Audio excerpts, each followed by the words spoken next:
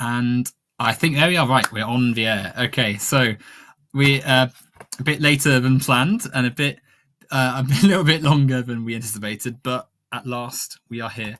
At I'm long with last. Mike, Culture Clash Media, for a nice discussion / debate on a few American topics, a few political matters, but hopefully all in good spirits. How are you this evening? Or it is evening in America, isn't it? You're what, sort of 6 o'clock now? It is 6 o'clock now, so it is Sun's evening. just setting.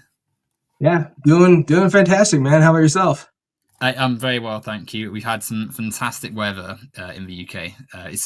We're quite a rainy island normally, so it's nice to have a bit of sunshine, get a bit of serotonin going through the system, and enjoy the sun. So no, it's been a nice few days actually, which always makes you feel a bit better and such.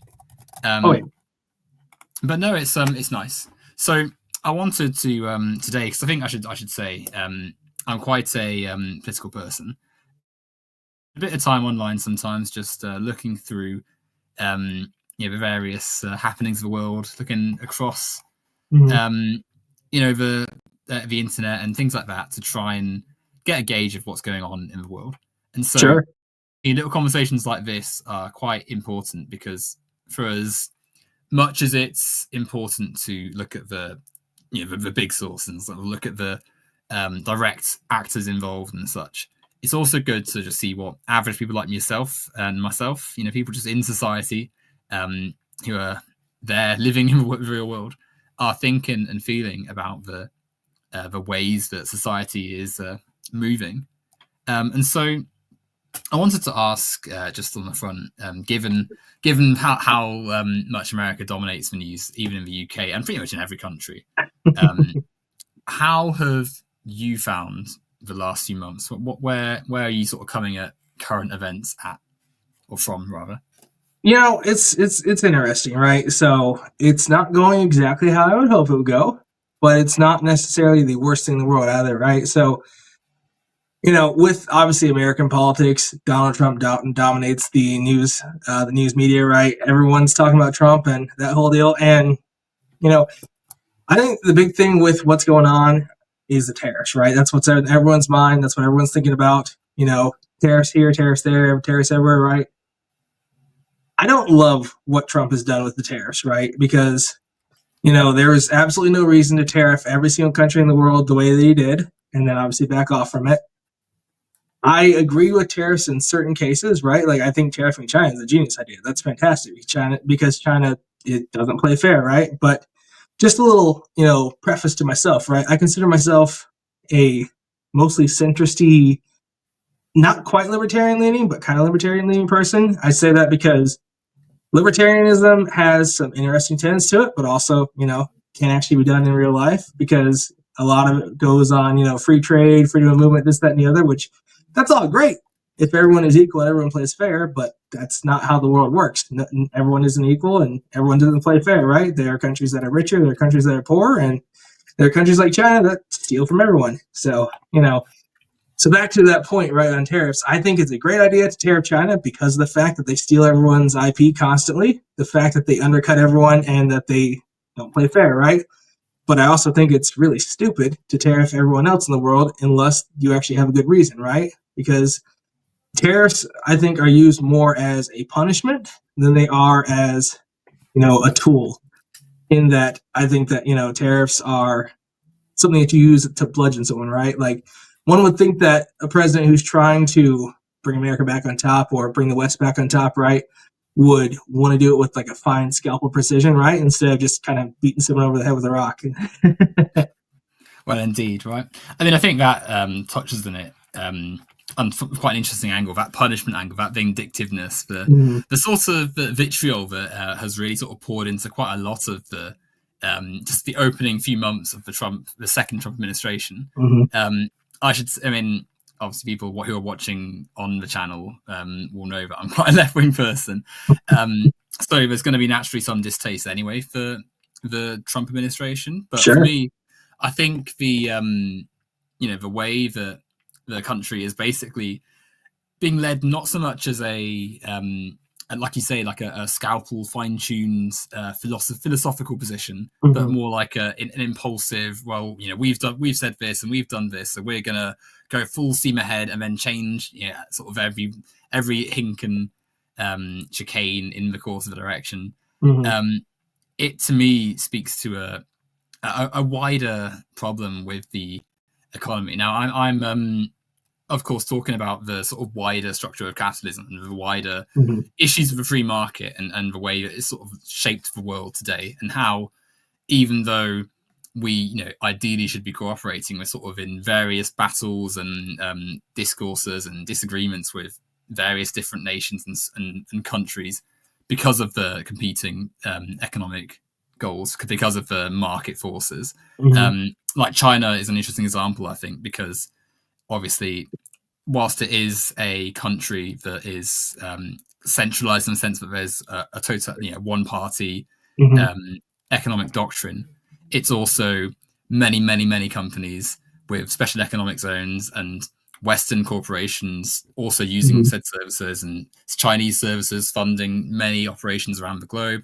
In the same way that America is, right? Like when someone says America has done this, whilst of course America is, it's got a government, it's got Congress, it's got a president, it's also got many corporations of various different interests, and it's also employing people and paying people around a network of networks, right? Like there's no one American company, there's many American companies. Sure. And so for me, the important element of any situation is to, like, for me, the world improves when everyone is treated fairly, and when everyone is able to have a livelihood and a way to exist. And I look at the financial situation and the tariffs and the whole conduct of this administration primarily from the floor, right, from the average person, from the everyday person.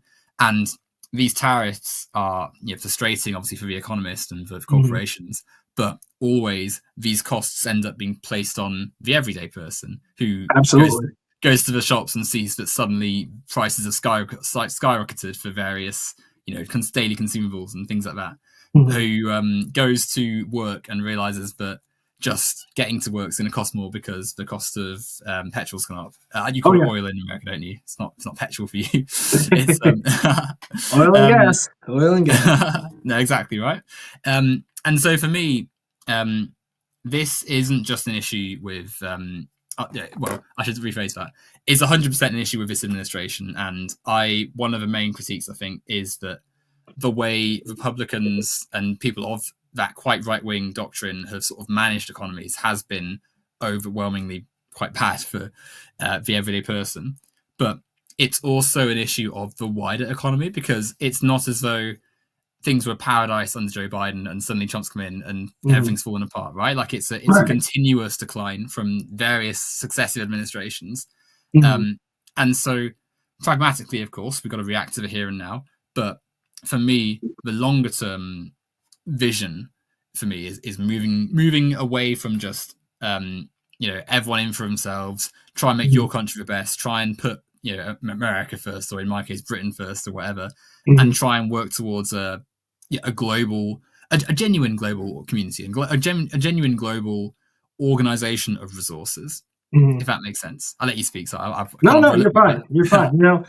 I entirely agree with doing that. The only problem I see is I don't know how that can be done feasibly, because like I was saying, right, I think free markets are a phenomenal idea, right? The only problem with that is that people don't play fair.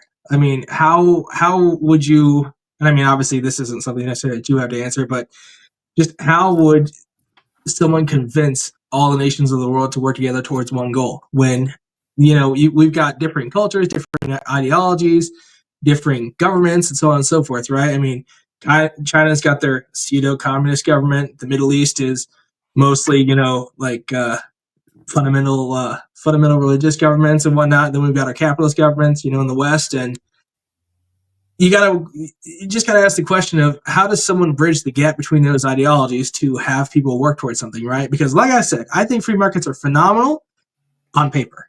They just don't work in real life because so many people are so different and they think so differently that convincing that many people that far away to work together just doesn't sound possible. Because I mean, think about how hard it is. I mean, obviously America is a very big place, right? But think about how hard it is to get American states to agree with each other. I mean, like people living on the East Coast, well, that's the East Coast, more Midwesty or South, right? Have an absolutely completely different worldview from people living on the West Coast, right? I mean, in one country already, there's so many different ideologies that they're barely willing to work together, let alone throughout the entire world. So, I mean, I think it's a great idea. I also think it's a pipe dream.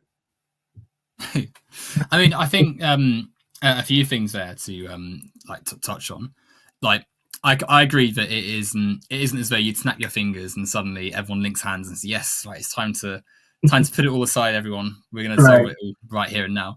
But in the same way that things, are complicated, they also start in fairly, it's not as though they in the same way that it's hard to fix, it was also hard for it to get to that position in the first place, right? Because, as you say, the markets aren't perfect; they're not there, and they aren't that way because of the driving forces of the sort of capitalist system, right? Like because of the need to the purpose of the system, right? To make more profit from the other person, to increase your capital, to be the most successful businessman. And so when you have that, you have people in one country, say, trying to not only better their own sort of peers in the country, but also that of a global position. And so when you get massive countries like America, China, previously Russia, and still to an extent Russia, but like they have a market-based incentive to maintain their position, to maintain the dominant position they have on the rest of the nations. And so in turn, the other nations react to this and think, well, either we toe the line and sort of accept their terms, or we get bigger and then we do the same thing to others to ensure that we're not put in this less favorable position again. And you end up with a bit of a cycle where people make decisions not because they think it's the best one, but because they're following, as you say, like the market forces that make people act in a certain way.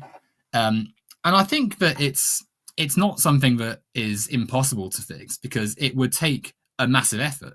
But through global cooperation, through a fundamental, I mean, it would take changing a lot of how our global trade and markets work. At the moment, it's obviously a very, whilst obviously not everyone has the strict interpretation of capitalism that Adam Smith might have written about, or even as seen in the West, right? Like as you said, not everyone follows a Western sort of neoliberal free market capitalism, but they all still have the same ethos in the sense that you're trading things, you're trying to make more money than you bought something for, you're trying to increase your position on the market to be able to spend more next time, right? So through shifting that mentality somewhat into more of a cooperative, the word collective has a sort of not everyone likes that word, but where everyone's got some democratic say in the process. And obviously that doesn't mean like literally you'd ask every single person, or what is the best thing to do in the situation. It means people involved in those fields have some say in the direction their labor is going. I always use the example of computers and electronics because it's quite a stark one. Like you look at how for us to have these laptops, for instance, or computers or whatever, you have to get the rare earth metals out from horrible mines in like the Congo and stuff, really exploitative conditions. The parts get shipped off to Southeast Asia, where they're assembled in terrible factories where the workers make like pennies. Obviously, it goes across various shipping networks, which burn loads of fuel, which the workers on there also are not earning substantial amounts. And then eventually you buy it in the shop and it goes to your house and stuff. But through all the various steps of that labor, the people working like to produce that didn't earn that much. But executives at the top of the game, the CEOs and such, are making billions. And those guys are the ones that are dictating the flow of the market and advising people and lobbying and stuff in government to create the market conditions we see today. And I think if you make that process more democratic, and ultimately that requires a sort of step leftwards rather than sort of a right-wing shift we're seeing in a lot of governments at the moment, that could produce a more equitable and fair planet. And that would also make governments more likely to want to be cooperative. And would, rather than think, oh, well, if we do this, then we're going to get shorted next time, they might think, oh, well, actually, there's more here than we could potentially do if we work together. Sure. I mean, it's one of those things where, like I said, those things would be great on paper. I mean, it sounds very much like a, here comes the nerd, right? Star Trek kind of utopian thing. The only problem with that is that resources are finite, right? I mean, there's only so much resources on this planet. Until we come to the point where we're able to mine asteroids and, get our resources from asteroids and whatnot, there's only so much on this planet. So it becomes something where that would be great if resources were infinite, because, I mean, that would be the way to run the world, right? Where everyone would get an equal say to some degree or another, probably like some sort of representative democracy of some sort, right? And everyone would benefit from their labor. Everyone would get an equal share of the pie, right? And that would be great. But like I said, because resources are finite, like, it just becomes difficult. I mean, I don't agree with how CEOs are paid, right? There's this whole, I did this stuff, I did that stuff, I ran this company and we made a profit, I deserve this money. And it's like, I don't know that you deserve as much as you get, but also that's how it works. I mean, the company obviously values them enough, the board values them enough, the stockholders value them enough that they get paid that. And that's kind of the whole thing, right? Is that in America, at least, I'll touch on the Congo and all other good stuff in a minute, right? But in America, at least, no one is forced to do a particular job, right? Anytime you do any sort of job for any sort of wages, you've agreed to that, right? You're not required to continue doing it. You're not required to do it in the first place. You just said, you know what? I think that's a fair enough wage for what work I'm doing, and that obviously is being very I can't talk, diminutive on some people's situations, because I know there will be people who will say, well, you've got to work to eat, and that's very true. There are certain situations where you don't have much of a choice. Well, that doesn't mean the company is forcing you to do it, right? And obviously that's very different in the Congo. It's very different in China and whatnot, where they are using actual slave labor. That's something where that's horrendous and should not be done. I mean, I'm really hardcore against, slavery, slave labor, all that stuff. Even people who are paid like the Chinese sweatshop workers, the Chinese, like, whatever you want to call it, the factories that they work in, like Foxconn, where they get paid like a couple dollars a day. That's hellish. That's hellish conditions, and people should not be subject to that, right? Because that's the thing, is everyone deserves a certain level of human rights, right? We all have the same right to life, same right to happiness, same right to liberty, all that good stuff, and that's something that I think countries altogether need to work on, right? There are definitely steps we could take to make the world a better place.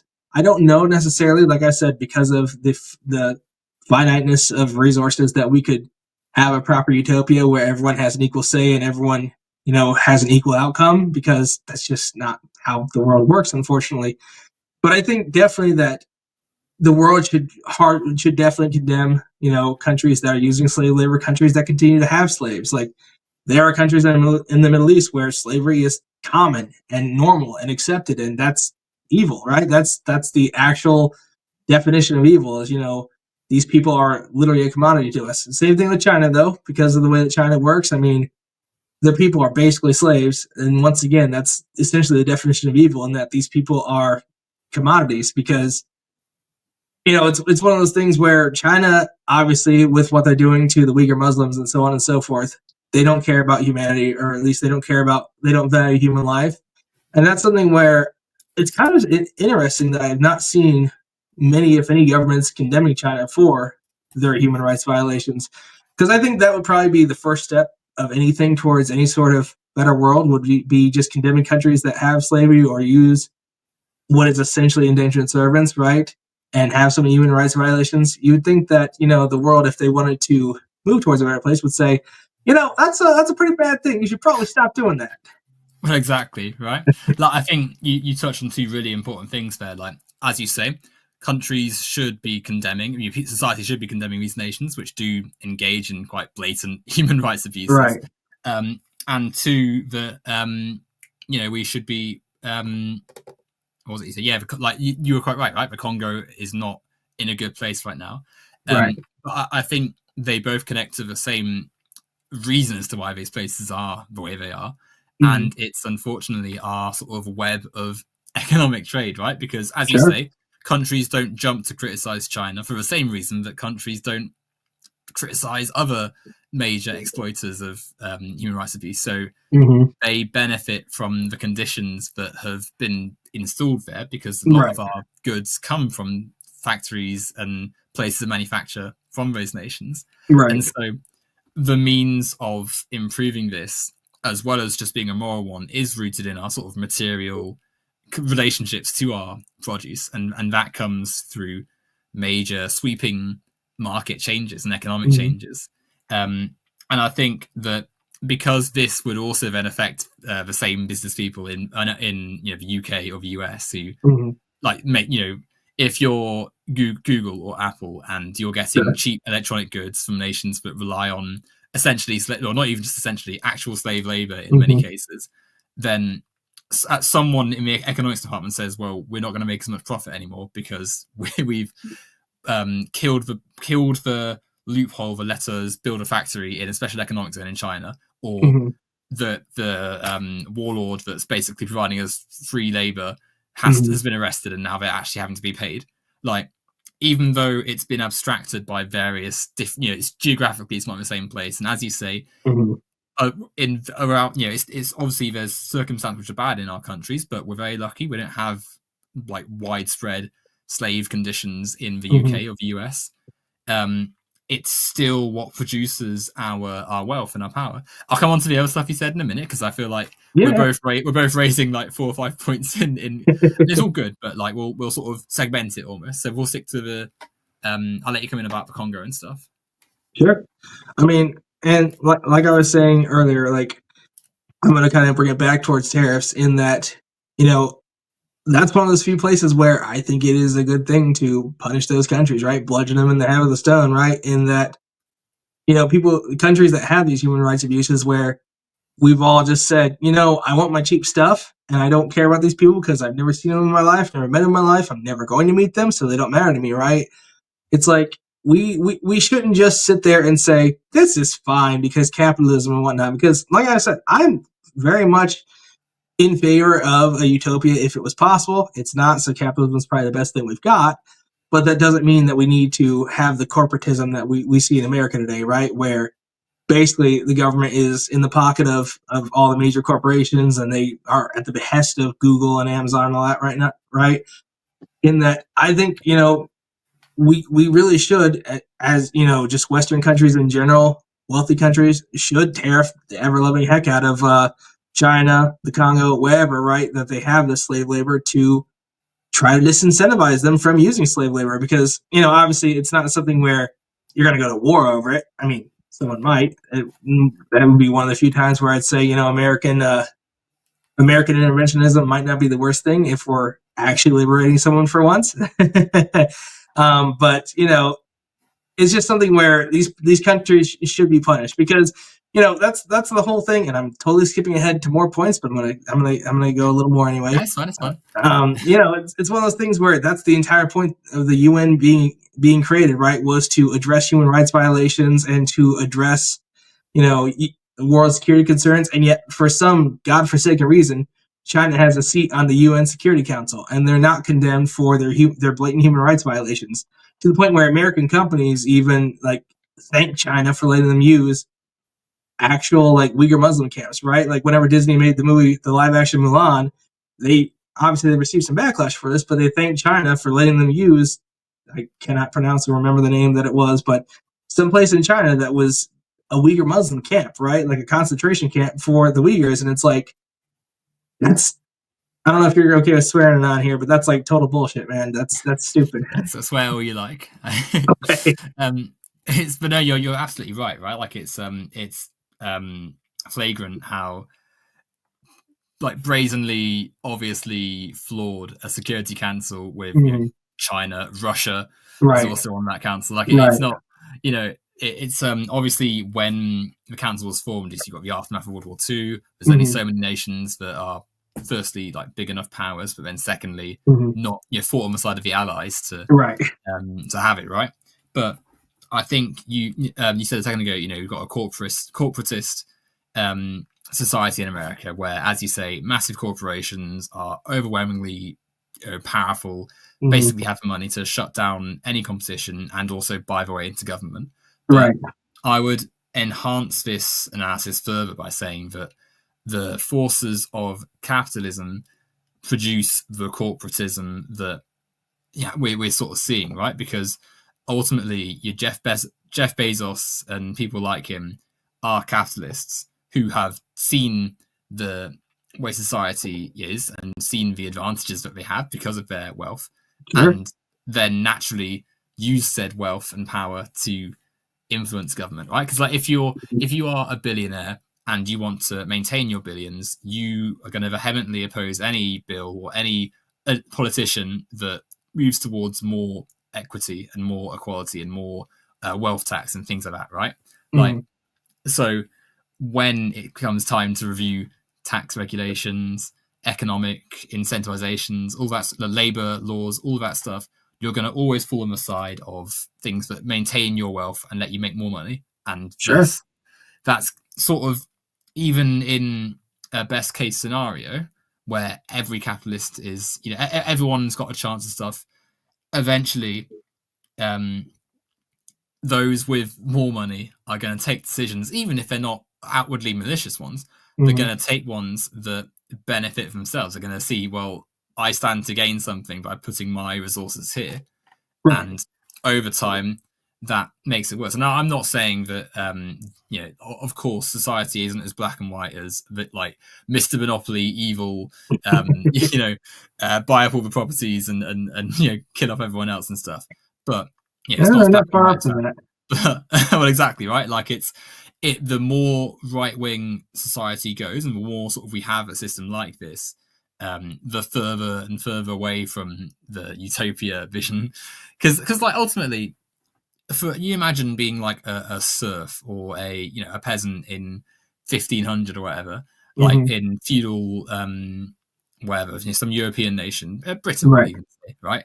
You imagine saying to them, your successors, people in your family in hundreds of years, are going to have healthcare and a home, and they're not going to have to work for the Lord, and they're going to have a free education and all those things which we just take for granted now. Like, they would have said the same thing, right? Like, they would have said, "Oh, this is utopian. This is fantastical. Like, it's never going to happen." Like, so I do think that it is possible to aim high and obviously not to expect that it's going to happen like in a click of a finger, but to believe that we can achieve quite radical things. But I do think that, of course, I'm not suggesting that we're going to change it all overnight and fix it straight away, but to identify that the current mechanisms of our capitalist free market are what produced the corporate power and the squabbling governments and the sort of blatant, the fact that China can be so, blatantly abusive and still be coddled and stuff, is because they've got a lot of market power and can basically dictate terms to lots of other smaller entities to make themselves have that power. And same for any major power. You go ahead. So I'll no, you're fine. I agree, but also disagree on that. In that, I don't think necessarily that capitalism is the root cause of the corporatist society we have, because prior to the '60s in the U.S., corporations couldn't really do much. I mean, obviously they could, build capital. They could, obviously create their products, sell their stuff, and whatever, and that was great. But they didn't really have much of a say in government beyond, going and saying, "Hey, I would like you to do this. I can't do anything about it, but I would like you to do this," right? And if they were friends with government people, great. Maybe they would do it. Maybe they wouldn't. But then in the '60s, we had the Citizens United, which I don't know if Britain has anything similar, but for us, it basically, for some godforsaken reason, the Supreme Court decided that money is free speech. So you are allowed to give your money to the government to convince them to do things for you, which that I think really led towards our, what I would call a corporatist crony government, in that now the corporations can just pay ungodly amounts in, kind of backwards ways to politicians, like, take them out to dinner, take them on vacation, give them this, give them that, right? Where we're not actually paying you, but we're giving you large donations, we're giving you vacations, dinners, whatever, right? And for some reason, that's considered free speech. And that's, I think, what has really led to the the downside of America, if for lack of a better term, right? Because I mean, obviously there's this whole bit of, if you look back, you can always find bad things, right? But our economy was the best economy in the world for forever after World War II, right? Until the 60s came. And then we started seeing the downsliding of the world, or at least of America, and how the mighty have fallen, right? In that the government has allowed corporations to pretty much do whatever they want and have, like with American healthcare, right? Where it all started out as a charity, right? So American healthcare started out, Anthem, Blue Shield, Blue Cross was a charity company. And this was just basically to help their members. It was like some church thing. They're members of their church, right? Pay for their healthcare. And then, when the 60s came about, more healthcare companies started popping up for profit now. And then they all start lobbying the government with the money that they've made. And then the government says, oh, yeah, you know what? We're going to make these rules to make it harder to create new companies. So after a while, we end up with, like 4 healthcare companies in America. And so we have what I would call our fucked up healthcare system, right? Where, a CEO got killed for it, right? In that, they're over here taking a monthly premium from you for years. And then the second you ask them for something, they say, yeah, no, you're not covered. Or if you are covered, I don't really care. I'm still not going to pay for it. And it's like, what the hell do you mean?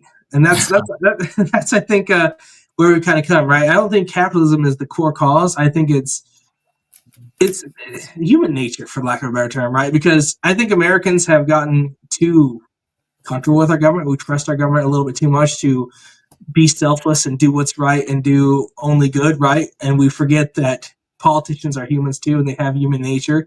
They're going to do things that benefit them, right? And so they're going to say, that's a really good idea if corporations give us money, because then we can get more donations that way, so they can, this, that, and the other.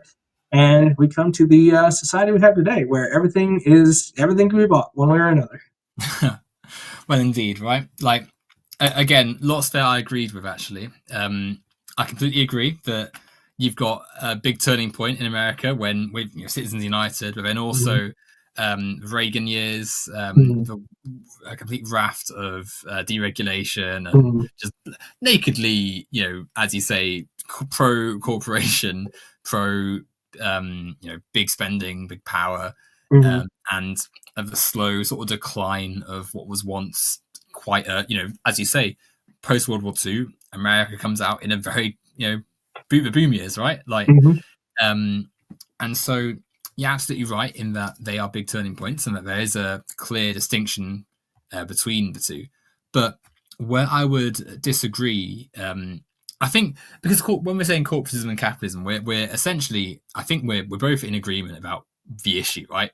Big corporations can just go into government and, as you say to offer a nice Rolex watch to a politician, and then suddenly that politician's then voting for the pro-corporate bill, right? Right. Like, but I would say that in order, if we want to address this issue, we've got to sort of look at the root sort of thing that's happening. Because whilst you're right, it's not like a market decision in the sense that, like, we imagine market decisions being like a boardroom and someone saying, we're going to invest X number of dollars or pounds into this industry and we're going to expect this much back. We're going to use our capital in some market way, right?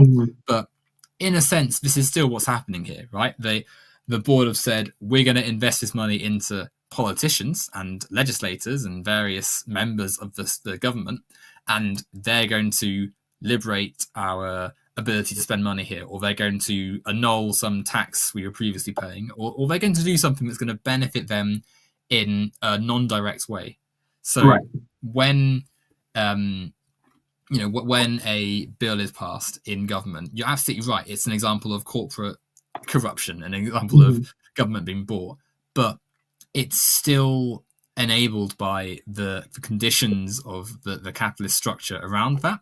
And I think, because you are right, again, the governments before were less influenced by this, but they were still in the same markets. Like, they were still influenced somewhat, because you have to look at I don't know, like the days of Al Capone, for instance, where you've got like the mob running around and buying judges and stuff. That's still an example of that, right? It's still, money has been put into politics to force and engender a certain condition.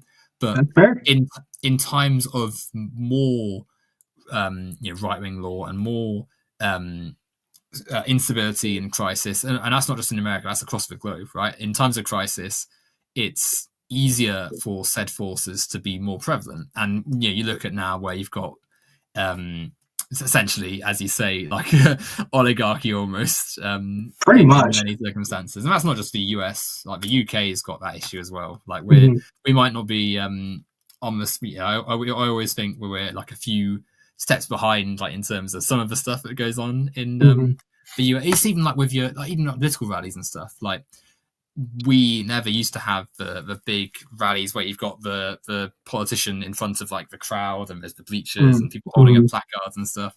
Like that's coming over. We've got news channels which are more emulating American news style channels.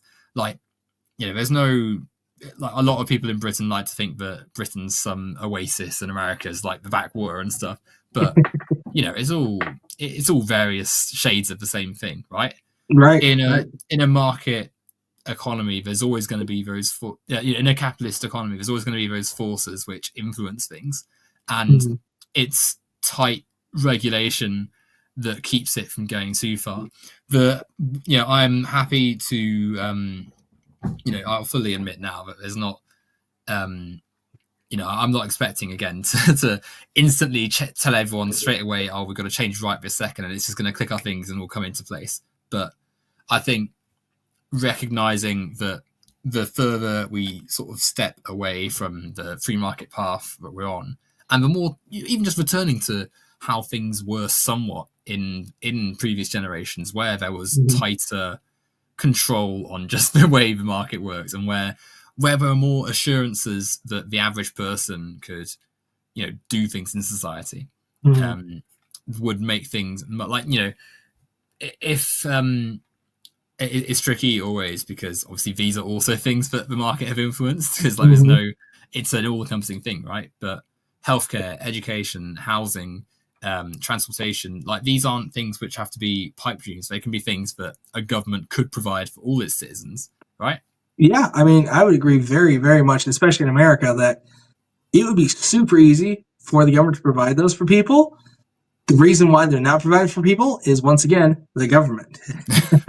Which I could expound on that if you wanted me to, but sure. So I mean, I don't know how much you know about American like housing situations and whatnot, but a big reason as to why housing is such an issue here and is so ungodly expensive here is a combination of NIMBYism, right? Not in my backyardism, and also zoning laws, right? So, you've got, and this is going to sound terrible to any older folks that are listening, but you've got the boomer type folks who are saying, not in my backyard, right? I bought this house, 30 years ago or whatever, and it's worth whatever now, and I don't want my home value to drop. I don't want my equity to drop, whatever, right? So you can't be building those apartment buildings there. You can't build, more housing over here or whatever, right? You can't be building like tiny homes or anything. And so it's a combination of that, as well as the fact that boomers are really the ones who mostly vote in America, which is a whole other situation, right? But because of that, the government has ungodly strong zoning laws that basically just refuse to allow people to build more, multi-unit housing, refuse to allow people to build more affordable homes, right? Because that's the secondary problem, right? Is that the average starter home in America nowadays is like a 4-bedroom house, when whenever the boomers were buying houses, the starter home was like a 1 or 2 bedroom, and that was fine. That was normal, right? But because zoning laws are as tough as they are, and because the market dictates things, like you were saying, right? Now builders don't build those starter homes anymore. So, I mean, my generation, and I'm assuming your generation, we're probably the same generation, are having a lot of trouble buying homes because of the fact that there are none being built that we can afford, and the ones that exist, like the starter homes, boomers are downsizing, right? They're leaving their 4-bedroom, 5-bedroom homes and going back down to a 1 or 2-bedroom home because their kids have left the home. They don't want to take care of it. They can't take care of it or whatever, right? And so now they're taking up what our generation would have bought in the first place, and no more are being built because zoning and market forces. So it's a whole thing where, really governments, especially local governments in America, really need to lighten up on the whole zoning thing. Like, I understand, and it's terrible, right? I understand that people will get screwed in that, right? The people who have owned their homes there for decades, they're going to get boned. I mean, it's something where their market value will go down. Their homes will be worth less whenever we do that, right?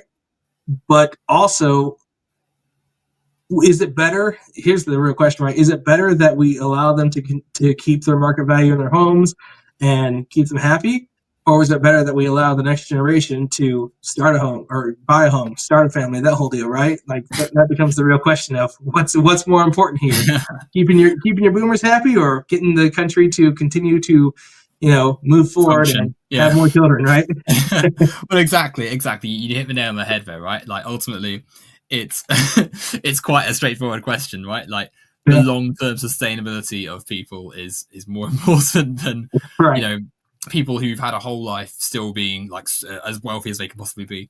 But again, because I think it is again those market forces, right?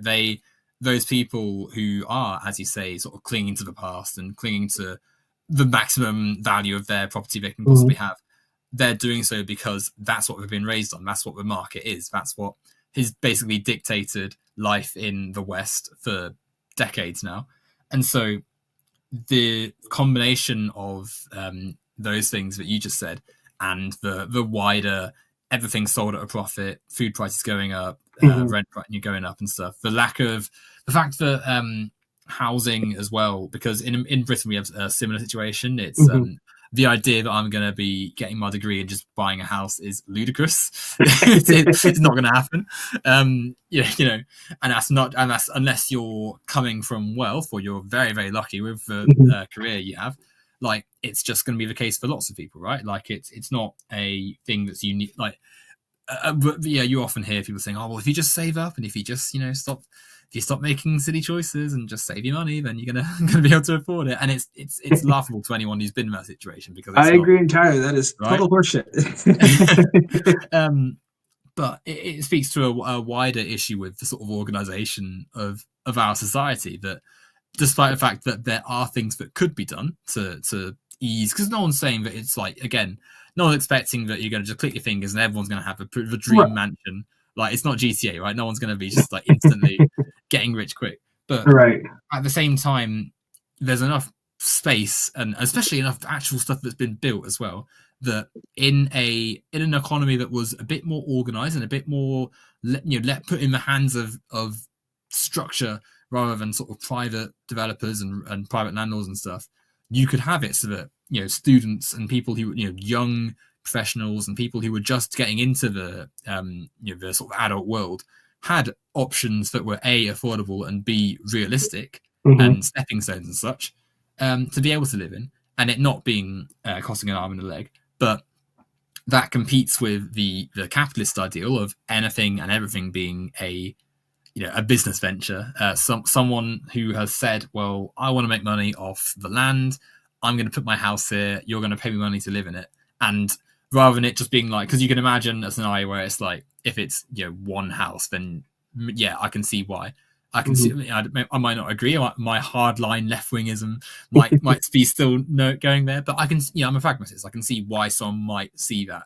But you have situations where, like, a city is controlled by one or two letting agencies who are obviously, very making millions, right? Making whole fortunes off thousands of renters, none of whom can afford to leave their rented accommodation, properties. And this is a downward spiral. There's no movement in the market. You end up with today where people just can't do anything, and it's not good.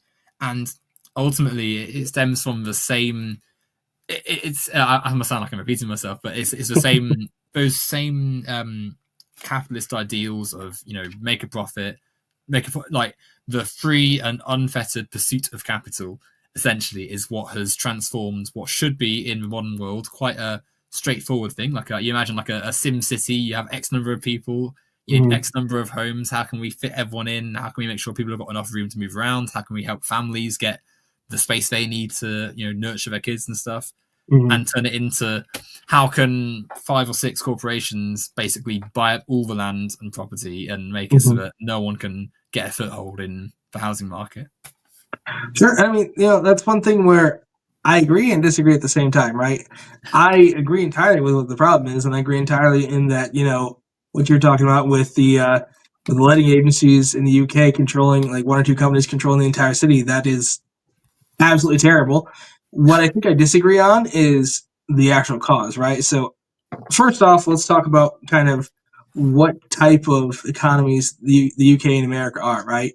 In both cases, we're not purely capitalist, right? I mean, the UK obviously is not. You've got socialized healthcare to some degree or another, and all that good stuff. And I mean, even America, right? We're not a free market capitalist economy, right? There's 1,000 different government regulations that are preventing that, which can be a good thing. But as we see in the housing conditions, right, it can also be a bad thing because, you know, in America the problem is less.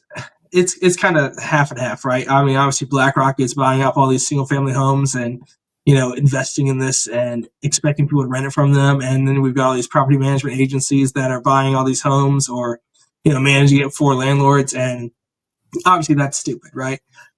That's something where the government regulations could come into place and be a good thing, right? Where we say, BlackRock, you're not allowed to invest in single family homes because, people need that to not be dead, right? And then secondly, I mean, at the same time, we should reduce regulations, at least in America. I'm not sure how regulations work in the UK in terms of zoning and whatnot, but and say, you know what, we're gonna say, I know this is a zone for commercial use, but we're going to let you build residential homes here because why the heck not, right? Where, there are plenty of places in America that, an area is completely empty, right? Nobody's using it for business. There might have been some office space at one point in time or another, but now it's just nothing. And it's zoned for commercial use, and they will not change that zone. You cannot build a home there. You can buy the land all you want, but the only thing you can build there is office space or factories or whatever. God forbid you build a single family home because now you're going to jail, or less so going to jail, but more so you're going to get fined out the ass until you tear it down, right? And I think that's where government regulations should go away in terms of, if it's zoned for commercial, who cares? Let me build what I want, right? But on the other side, like I said, I think in terms of people buying all these homes, especially BlackRock buying all these homes, it's like, maybe we don't let them do that because that seems like a really stupid idea. So yeah, well, let's work backwards. Again, sure. I agree with that. In principle, in the sense that, like bureaucracy, right, like red tape, things like that can be frustrating when there's like an obvious solution. As you say, if it's like an old office block, why does it need to stay there? Let's convert it and turn it into things like that. 100% agree, and that's also quite good for the environment too, right? Because if you're rather than sort of pouring tons of new concrete into a place and all the sort of stuff that comes with that, if you can just quickly convert what was once some business district into X number of new homes, absolutely agree. That should be done. I think it's always interesting, those regulations, a lot of them, again, they corporate presence in government, right? Like there's always going to be people with money who are going to think, well, I want to preserve this land for some potential business venture I've got coming up or whatever. That's one factor. And then also, I'm always in my mind, because in the UK we've relaxed quite a lot of our the previous Conservative government relaxed lots of regulations around house letting and the quality of the properties that a landlord had to maintain. So obviously, you can't provide accommodation with no toilets, or no running water and such. But many of the conditions that the criteria that property must meet have been relaxed and weakened and such. So previously, you can imagine the quality of the air and stuff, which we take for granted, right? Like you live in a nice air part of the country, not even necessarily nice, just a part of the country is not like really urban, maybe, right? And you're probably not going to have an issue with that. But there's lots of places in the UK which are quite urban, quite built up by the sea, for instance. And so things like mold and rising damp and stuff become quite big factors. And it's actually very hard to get a lot of property letters in the country to come and sort this out, because there's no regulation for enforces them to go and do that. Like if your toilet stopped working, they would have to send someone out and come and fix the piping and make sure it could function again, because it's a public health issue. Even though things like mold are terrible for your respiration and they're really unhealthy to be around, there's very lax regulations on them. And so that is where I think, even though you're quite right, regulation does need to be updated and needs to be consistent with how people are living. It's a dangerous game to, in my opinion, be too wanting to get rid of it, because it's something that can be taken advantage of by capitalists and people with lots of money, because you start getting rid of paperwork and all of a sudden they found, their legal teams have found some loophole that's going to let them clean sweep and stuff and make a lot of profit off the average person. I did want to touch as well on the, you said because you're quite right about the fact that we're not in purely capitalist systems, right? Like we're not in some like Fallout universe where it's literally just Billy Big Bucks like forcing you to buy it. Like, of course not. Like we have regulations, we have governments, we have structures separate to the state's organization, which is separate to the free market. But as with anything in life, these things are malleable and they grow and exist around each other. And where the market controls or is placed upon things like food and healthcare and production and stuff, it's also going to affect the way that states operate, and vice versa as well. Like states, of course, also exist and also say to the market, well, we're passing a law now, you're going to follow this, otherwise good luck, we're going to shut you down. And it works in both ways, right? Like the states in the past, when they've done things at a state level, as you said in the 60s, right, when even in the UK as well, when tax rates are high and you get the creation of various welfare programs and the creation of public state funded things, a lot of good was done, and that is fantastic. But that is still, even then, that is still a capitalist system, right? Like we're not in it like, because like you imagine the vision of communism, for instance, that Lenin and the revolutionaries wanted, where it's the whole world over and there's no markets and everything is communally owned. Like that is what they wanted. And they wanted a complete break from capitalism. They saw they lived in a time of similar situations, right? Like the Soviet Union. Again, I will not call it communist. It was not a it wasn't what the revolutionaries exactly wanted, but in the sense that it was separate from the same system exactly of free market stuff that Western states had. Even though Western states still had welfare systems and publicly owned stuff, they still were considered capitalist because they still had those markets operating upon them and influencing how, like, you could have socialized healthcare in the UK, for instance, but you're still buying pharmaceuticals produced by a corporation. You're still purchasing food that is grown by corporations across various nations and then sold on like wholesale and stuff. Like it's still a market that everyone's existing in. And Britain is still, even in its, even the most, like the Scandinavian countries often get called socialist, but they're still operating on a free market. They're still buying and selling stuff to other like Norway, for instance, sells its oil because it's got tons of it, and so is able to fund many of its programs through the free market and through its sale of oil to non-oil producing companies.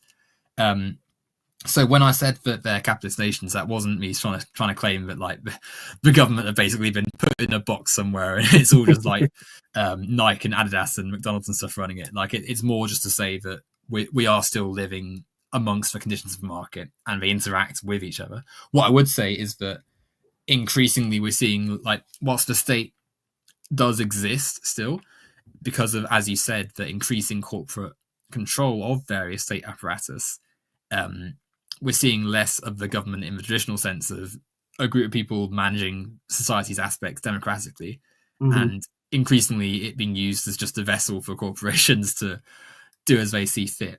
But sure, yeah, that's more of an ideological thing. You go ahead. So no, you're good. You're good.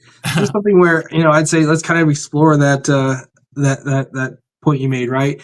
Where obviously we're still living in a capitalistic society to some degree or another, but what I think is right. What I kind of look at is Britain and the U.S. both were doing a hell of a lot better in the 40s than they are now, right? I mean, obviously Britain had the whole World War II thing, and that was pretty rough for them, but for you guys, right? But in the 50s and 60s, you came back, right?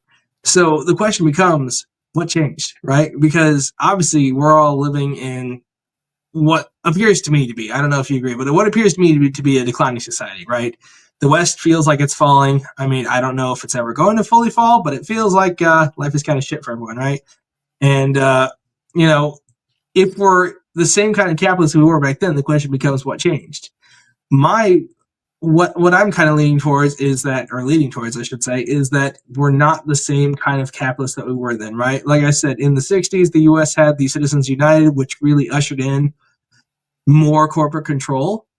And as we've seen throughout the years, the people we elect to represent us, right, who are supposed to be doing good, who are supposed to be thinking about what's best for their constituents, first off, don't do their jobs. I mean, that's already a problem, right? Half the time, most of them don't even show up to the votes in the first place, which is why are we paying them? But secondly, is that they are people, right? They're humans. They have human nature, which is I'm going to benefit me. They have a job to do, but nobody's actually making them do their job, right? Because the whole thing is in our government. I don't know about in your country, but I don't know about in England, right, or Britain. I don't know which one you prefer, but anyway, with America, right, the only real way to get politicians out of government is to vote them out every 2 or 4 or 6 years, whatever piece you're talking about, right? With Congress people it's 2 years, with Senate it's 6, with presidents 4, whatever, right? But the problem with that becomes the people do not pay attention. Unfortunately, most people don't look at what their politicians have voted for. Don't look at what the bills were, and for that matter, the politicians don't either. Half the time they vote on these 1,000-page bills without reading them. So that's already a thing, right? But the secondary part of that is in our country, politicians are allowed to lie to your face, and it's perfectly legal. They're perfectly fine with doing it. The Supreme Court has said that the politicians are perfectly and totally allowed to lie to you, and that's fine. They don't have to tell you the truth about shit, which doesn't help because, like I said, normal people, they don't pay attention to politics. They don't look at what people are voting for. They don't look at what their congresspeople's track record has been, and so on and so forth.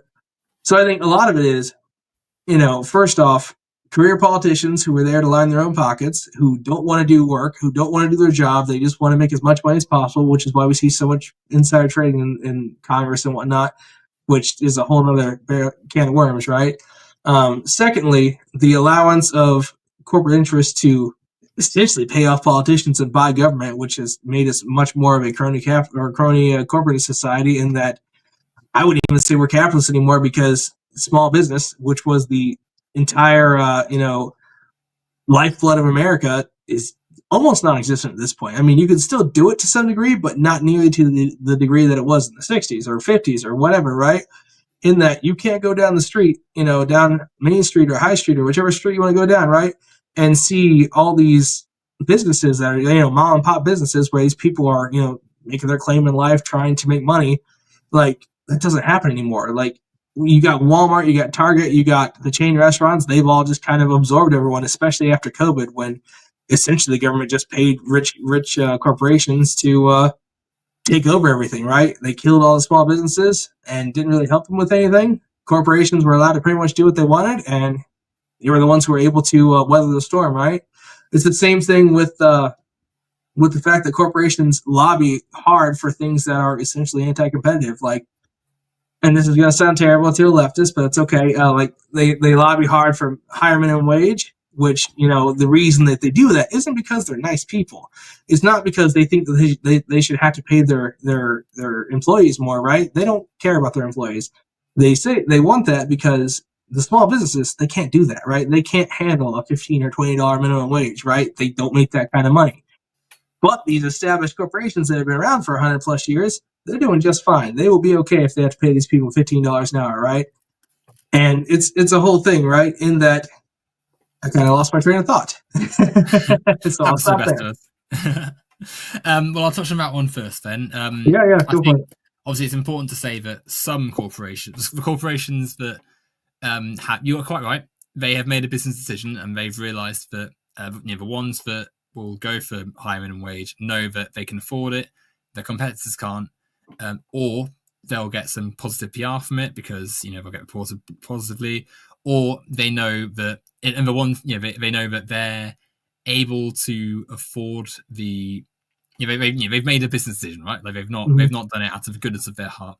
And you know this because the in some areas of of our global economy, minimum wage is fought against by the same corporations, right? Like if you're Nike and you've got millions of workers working in terrible factories across the globe, you're not interested in increasing all their wages because then that eats a massive chunk out of your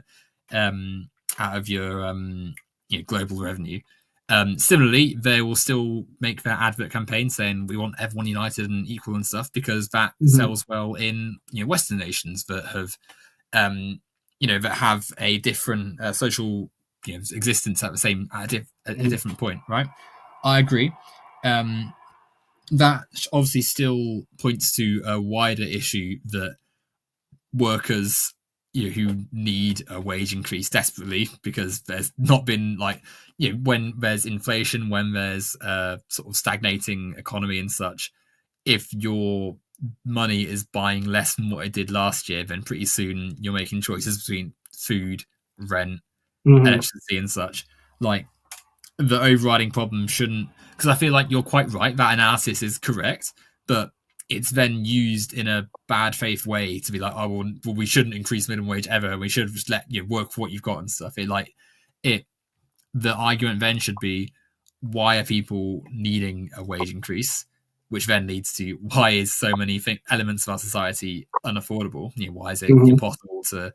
Why do people have to rent places that are much too small to fit everyone inside? Like how many students live in like a 2-bed with like 4 or 5 people in it and stuff, like like how many people have to basically live off scraps and use food banks and stuff because things are not affordable.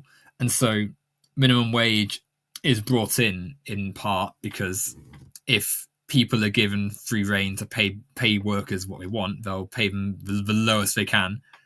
And that floor is too low to live off. In the UK, we're getting it increased, but it's like it's still not going to be that much. Like it's not going to be enough to match the way that food costs and cost of electricity and stuff is going up. Oh yeah, in the Midwest, the minimum wage is mostly $7.25 an hour still. Well, exactly right. It needs to be rapidly increased, but again, as I think touching on earlier, the bureaucracy, the sort of the slowness of, as you say, right, we have that same issue of politicians not even showing up to vote in government, which shouldn't even be like.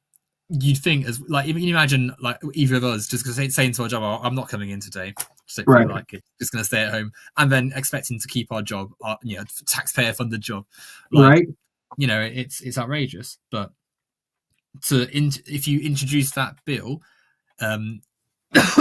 sorry, excuse me, you're good. That's not gonna, as you say, people vote in their self-interest. I did want to touch on, you said human nature. I don't agree that it is. I think that it's the nature of the conditions around us. People have learned, you're quite right, that in our current economy, lots of people will instinctively act for their own self. But that's because that's what the system is, right? Like if you're on a macro level, businesses must act for their own profit and produce, give their shareholders returns on their investment, right? But that on a micro level is the same thing. You have to justify your spending so that you can afford all the things you need.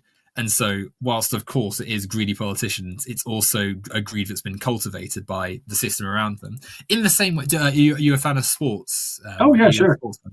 Like imagine I want to say football, but it's soccer for you, isn't it? It's not. I know what you're talking about. No worries.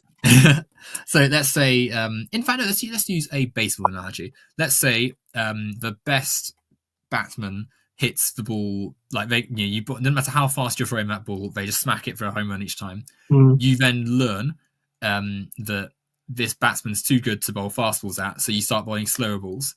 And you get this batsman out. And then other bowlers see that the slow bowler has now started to be more successful. So they all start learning slow balls as well. And suddenly every MLB team is pitching it slower. Everyone's bowling slower. Like it's not human nature as such to bowl slower. It's not as though you've instinctively thrown it slower. You've learned that the best and most effective technique is to pitch it slower to get the batsman out. And it goes in cycles because eventually the batsman realise that it's going to be a slower ball and they time it differently. They start hitting home runs again. They start being more successful. And the bowlers have to switch to a different technique. Like it's like patterns in human evolution in a sense. And in the same way that people have learned to be, I don't say learned to be greedy, but like learned that they can make a lot of money by being a conniving politician, they can also, in a better system, be more representative of the average person. And as you say, realize that keeping certain zones of housing red taped for business is not the best idea in a housing crisis. Like it's not something that's set in stone. I'll touch on the other stuff you said a moment ago, so you can come on to this bit. But sure. you go ahead. I mean, it's just the age-old debate of is man good or evil, right? You've got that debate that every high schooler has had a debate, right? If you've had a debate class, which is, is man good or is man evil? I'm personally of the mind that at our basis instincts, we are, I don't know if I'd say evil, but just not good, right? In that, you look at how children act, right? They always want more. Like they've not yet had time to learn that, greed is something that will get you a better whatever, right? A better outcome or anything like that. They just want more, even if they can't have, even if there's no benefit to them having more, they just want more, right? And then you look at, secondly, the historical kind of implications, right? In that all throughout history, throughout the entirety of humanity, I mean, if we look at back when humanity first came out of the Fertile Crescent, right? We've been at each other's throats the entire time, right? We've constantly warred with each other, constantly killed each other, constantly tried to one-up each other. Even when there's plenty of land elsewhere to take, we wanted each other's land because, he's got that land, I want that land, and so I'm going to go kill him. And still, that's just something where I see human nature as just something where you see what someone else has and you want it. You see greed, or not even greed. You see that you have the ability to take something. Even if it hurts someone else, you have the ability to take that something and no one's going to stop you. You're going to take it. I mean, that's one of those things where if you look at Somalia or you look at Haiti now, right, where it's essentially just an anarchy, right? There is no government at this point in those countries. They're not something where everyone's living in harmony, everyone's helping each other. They are cannibals in Haiti, right? In Somalia, if you go there, you will die, right? It's one of those things where overall, I think humans at our basis instincts are just not nice. We're bad, right? It's just like any other animal, right? We're going to do what it takes for us to survive. And if that means hurting someone else, so be it. Well, I think that there's a slightly fallacious element to that little bit there because Somalia and Haiti are interesting because you're quite right. There's pretty dire conditions in those countries, but they are that way. And certainly, they're both former colonies of Western powers. Sure, they were exploited massively for their various resources. In Haiti's case, obviously, literally slavery took place there, and so repercussions of that are that those nations were poorer when they became independent. Unlike Britain, America, or I say Britain, Western nations which had the platform to use their wealth to create prosperity and give their citizens various rights. I say give. Citizens obviously fought for those rights themselves, but the government was able to put in place a healthcare program, an education for all, and etc. The same resources are less prevalent in those nations, and so they're poorer, and so poorer nations have more instability. And so when natural disasters happen, like in Haiti, it leads to just chaos. When there's a humanitarian crisis in Somalia, it leads to what we're seeing today. Like, I think that the human nature argument is a little bit like it relies on a few assumptions which I think aren't necessarily true. Like the children, for instance. You're absolutely right. Children can be awful to each other, but they can also be very lovely to each other. They can also show that a lot of the stuff that we sort of expect of like modern business-minded people is just learned through their childhood. And when they're very young and when they're still sort of being socialized, actually just want to play, just want to get along with each other and just sort of, kick a ball around together and stuff and all that. It's later that they learn that, oh, well, if I act in my own interest, I can make a lot of money. Or to put it on a child level, if I can put my hand in the sweet bowl first, I get 10 sweets instead of 5. It's things which have been, a little bit learned. And even to go back to our primordial ancestors, there's actually, a lot of evidence to suggest that many of the earliest human societies were quite caring for one another, and were, people whose skeletons have suggested that they've died peacefully and lived to quite an older age, which suggests that they weren't all just running around like smashing each other's skulls and stuff, but were actually thinking about how they could live amongst each other, and how to sort of take care of one through their elder stages. And that's not to say that of course human history is full of battles and conflict, and my tribe needs to take over your land, but through that there's also learning to farm, learning that not every human has to just carry a big spear and run around stabbing each other, learning that if we can communicate, we can swap our goods, and we can sort of build ourselves up to be more than just people running around on the savannah. And now we have human society where you and I can come and sit over a webcam, and we've never met each other, but we're able to sit and discuss cordially our thoughts on the planet. And I think that whilst there is, of course, that of course there's human nature in the sense that I'm gonna get cross watching my football team probably lose a game this weekend, right? Like, it's there's things which are more impulsive and stuff, but there's also a lot of good that if humans work at it can be reflected in the system we have, right? Sure.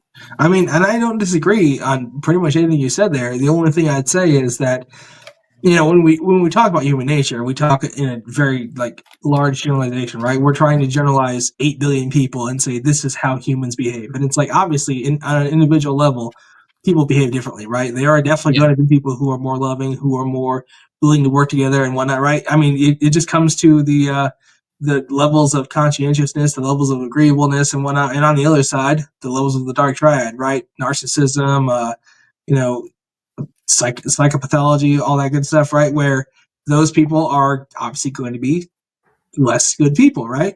And overall, I'd say you're right. Like, individuals definitely can be loving. They definitely can be agreeable, right? And there are plenty of people who are. But you also got to look at the type of people that seek power and things like that, right? Those are those type of people that tend to show those dark triad traits. I mean, there have been studies done that have shown that basically to be a CEO, you need to show the not necessarily all of the traits of, but some of the traits of a psychopath to be a CEO, right? One would assume that the same would be for a politician, right? You'd have to show at least some of the traits of a psychopath, because you're going to blatantly lie to your people. You're going to do things that are not in their best interest. You're going to go to war and whatnot, right? Especially in the case of America, you're going to fight 14 pointless wars. There's a whole thing, right? So I mean, it's one of those things where you're right about human nature, right, to a degree in terms of individualism. I'd say on the whole, the people who tend to be in power tend to be not good people. But anyway, it's one of those things where the people you want to be in power are not the people that want power, and that's the entire problem. Is the kind of people that want to be in power are not the kind of people that you want in power.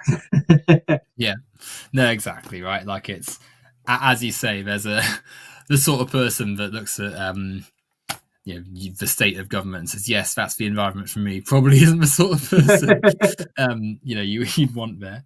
But even that is a reflection of the times, right? Like, because I've always thought, and I'm sure lots of people, yourself included, would agree, that you'd want, when you manage your farms, you'd want people with agricultural experience and knowledge, scientific knowledge about subsistence farming and such, to be at the epicenter of what is done there, not CEO of Amazon groceries, who's basically said, well, I consider a quick profit if we do this. And that also comes through democratizing our current economic system. It comes through looking at the world and thinking, how can we reduce the differentiated levels of power between the corporate world and the average person. And for instance, you said earlier about the average person not really having the knowledge about what goes on in Congress and government, and being a bit reticent and sort of ambivalent to the fact that big decisions are being made and that they're not really doing anything about it. And I think that is part of the same issue, right? The media, as with anything else, exists in the free market and is bought, especially in America, but same in this country. We've got our wealthy benefactors in charge of various immediate infrastructure, and so the media or people. It's always tricky because you say the media and it sounds a bit simplified, doesn't it? Like it's not as though it's like one person pressing buttons, but right. Once again, it's the generalization bit. No, exactly right. But there's less incentive to report on the political story about how some tax loopholes not been updated or addressed, or how healthcare basically isn't being provided fairly for millions of people, because those issues, if they're going to be responded to, the solution is going to criticize the same forces that have basically got themselves at the top of society. Like if you're a billionaire who's bought a newspaper and the journalist writes an article saying we could afford more, we could afford fairer conditions if we taxed this billionaire more. Like the billionaire's not going to be a billionaire anymore. He's probably not going to have his fortune. So instead, you get nonsense. You get like like in the UK, for instance, you've had so much like nonsense that's published about just things you would never care about. Like, this politician, they wore a red dress today.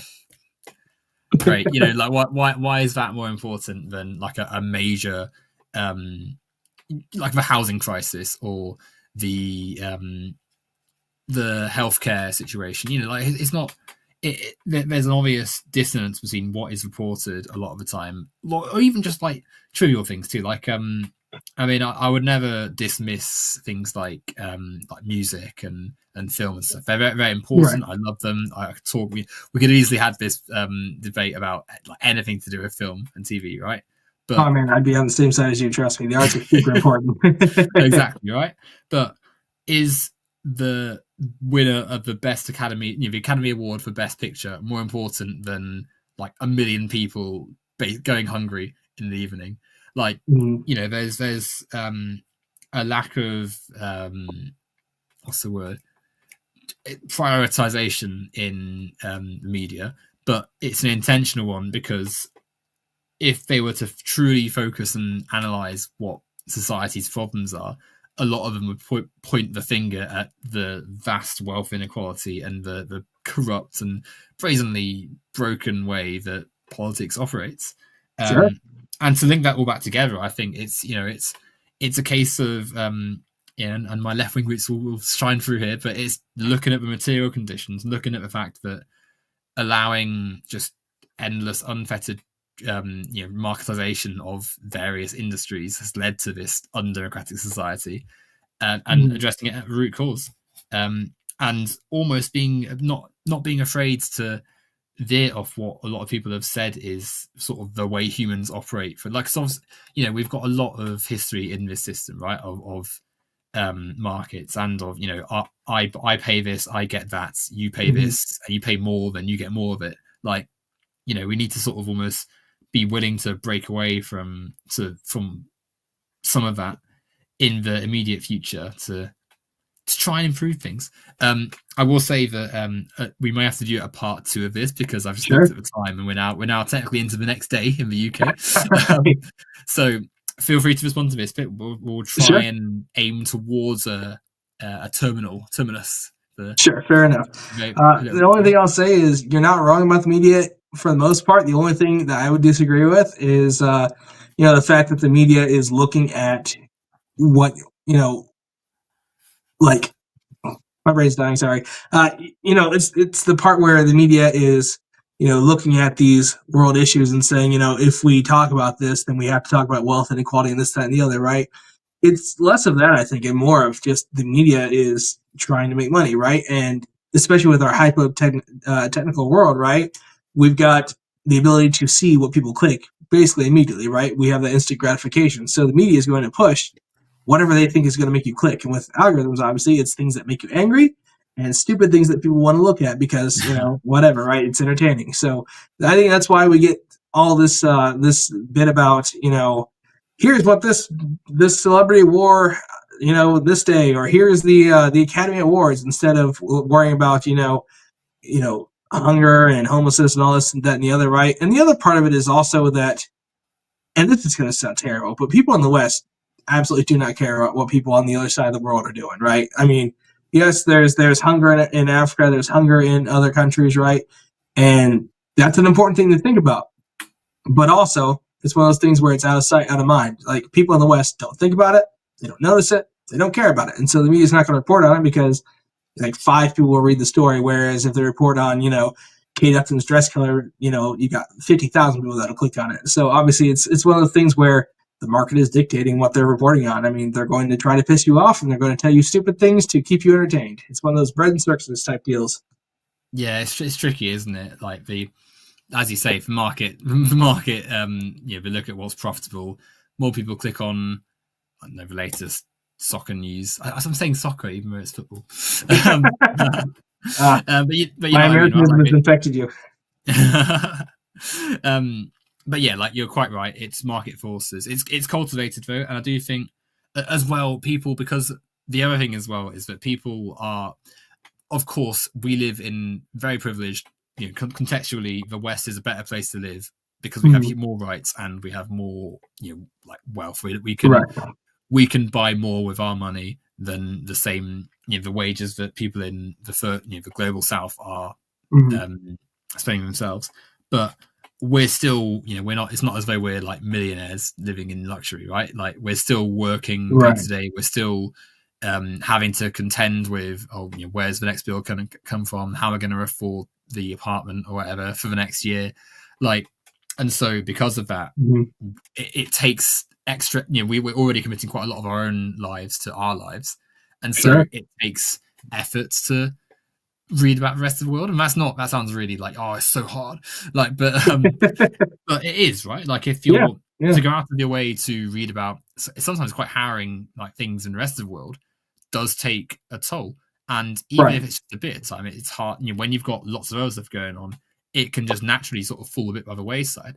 And I think that's part of why I said the media don't, or certain elements of media outlets don't focus so much on it, because if there is that, if there is this constant sort of, I'll use your word, bullshit, just being fed to you, right? Like, what's the best film this year? What's the worst film this year? What shade of pink will this car be in? It's just trivial stuff that doesn't really matter compared to major world issues. When you're just fed, as you said, social media and sort of tech language and stuff just constantly funneled at you, it's hard to focus, it's hard to concentrate, and people zone out a bit.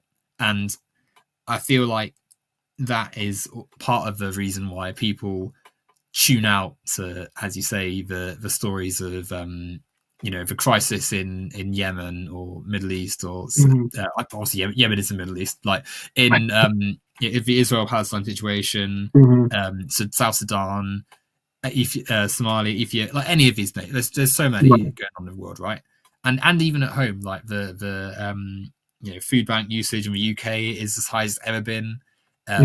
In the US, obviously, you've got your opioids and your healthcare. Nice. Yeah, there's always stuff going in any nation, right? Right. I think when you've got for us to have a proper discussion about it, we need so many things to. Media needs to be more responsible, but it also needs, it's again, as you said, it's a market-based thing, and so you need to adjust the market forces to be able to address why the media is the way it is. Very true. But again, I could easily keep talking to you because it's been fantastic. But likewise, we'll have to have part 2 another time. It's been a pleasure chatting with you, and likewise. Yeah, it's I'll have to. So there's a train going right past the house at the moment, so I don't know if you can hear that if it's picked up at all. Just a little bit. It's very, very loud where I am. Anyhow, thanks everyone for listening, and be sure to check back in for when at some point we'll do part 2. Hopefully in the near future. Hopefully in the near future. Hopefully our schedules align a little better. All right, have a good one.